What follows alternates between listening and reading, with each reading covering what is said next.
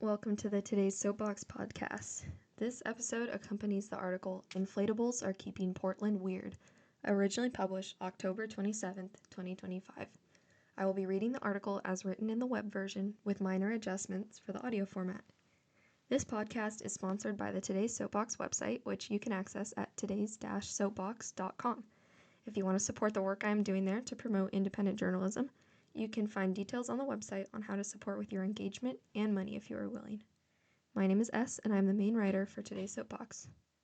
Portland, Oregon is back in the headlines after President Trump attempted to unleash the National Guard, alleging that the city is war-ravaged and under siege by Antifa and other domestic terrorists.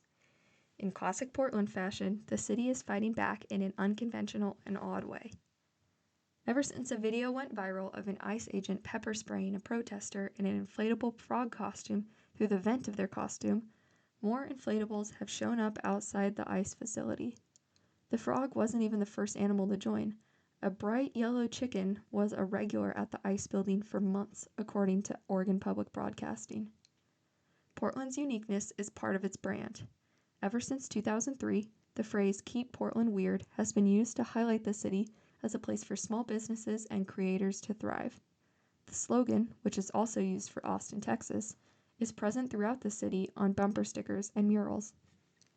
This newest Portland phenomenon of protesting in inflatable costumes is very much in line with this perception of the city and the way it is viewed in the media. Portland has a culture of protest art that has created attention to the issues going on. When U.S. Secretary of Homeland Security Kristi Noem visited Portland to observe the ongoing situation there and meet with law enforcement on behalf of the Trump administration, she was greeted by a crowd of protesters in costumes.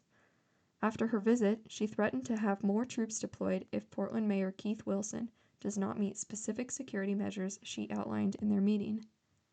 Despite Trump claiming the ICE building was inoperable due to protests, OPB reviewed data from the Data Deportation Project at the University of Washington Center for Human Rights that showed evidence to the contrary.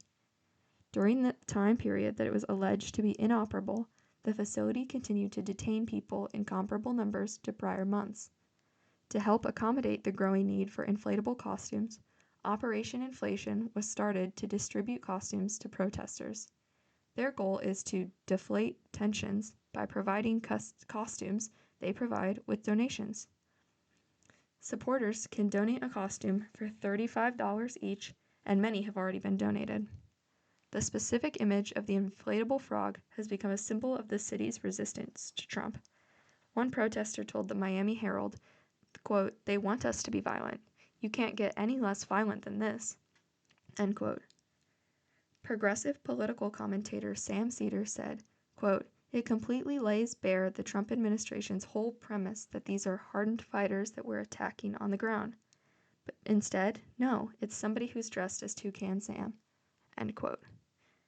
Trump responded to the nationwide No Kings protests on October 18th, saying, quote, "The demonstrations were very small, very effective, and the people were whacked out. When you look at those people, those are not representative of the people of our country," end quote. He has continued to characterize these new protest tactics as silly and tried to downplay their magnitude.